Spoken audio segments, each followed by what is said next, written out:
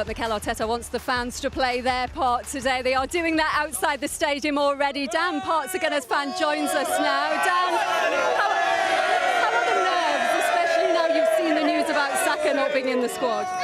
Listen, it's going to be mad. It's absolutely mad out here already, and that's what we want, man. We want that. Nerves, I'd like to say they were settled because it's not in our hands. But I will say that it's obviously going to be a nervous day for us all. You know, we want what's best for the club. We've got to do our job, right? We've got to do our job today, and then we just pray for a miracle over at the Etihad. That's all we can do today.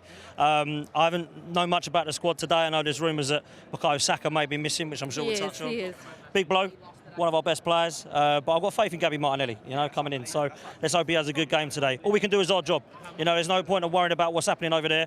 Do our job first and then pray for a miracle. Fans around here are actually blowing bubbles, believe it or not. Also, there's a couple of shirts knocking around as well, which are half Gunner shirts, half West Ham shirts. So I'm not sure whether you think this is an abomination or what you make of this. Is this the vibe?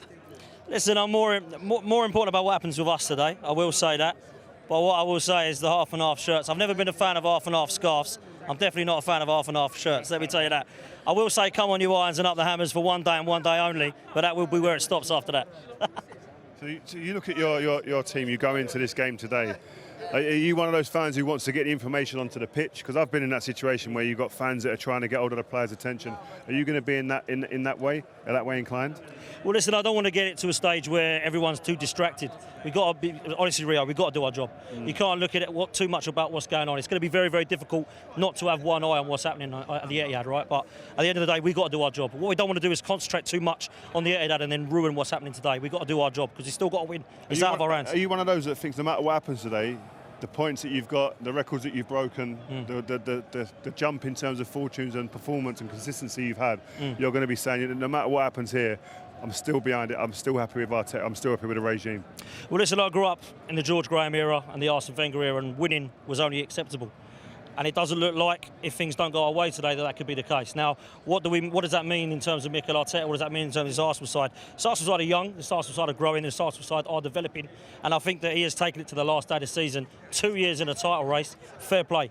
Fair play. I don't think anybody had Arsenal this season and last season in a title race. Everybody said this season it would be top four because of the Champions League coming back. The season before that, they said we struggled to scrape in the top four. So you've got to say fair play to what Mikel Arteta's done in terms of bringing the fans and I think the players together. And I think when you talk about the messages sent out, I think the telepathy will be between the manager and the players, and that will be their job. It's our job to support. It's our job to send a message that we want them to win today, and that's no different in every game. I love that. He should be on the show on a regular basis when we come to Arsenal. You should. He's already been on early kick-off, haven't you? Dan, I was going to tell you how to behave, but it seems like you've got all that in order. I mean, as a player being on the pitch 99, it's really difficult to focus. One of the most difficult games I've played in, and we couldn't get the result we needed. And I think we'd never forgive ourselves today if City weren't to get something and we didn't do the job. So, and the best way to do that for the players is for you not to be distracted either. Get behind the team. There's a special unity here now.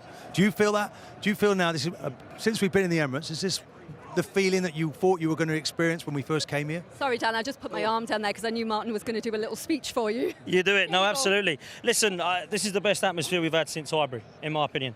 Since we come to the Emirates, this is the best it's been since I was last at Highbury. I agree. And I must say that. I think the telepathy between the fans, the fact, the actual players, the coaching staff and the manager, I think is all as one now. And that has been a long time since that's coming, Martin. I mean, I've been here a very, very long time. I saw the toxicity and I understood it in a way because we weren't winning. We wanted to be at the top.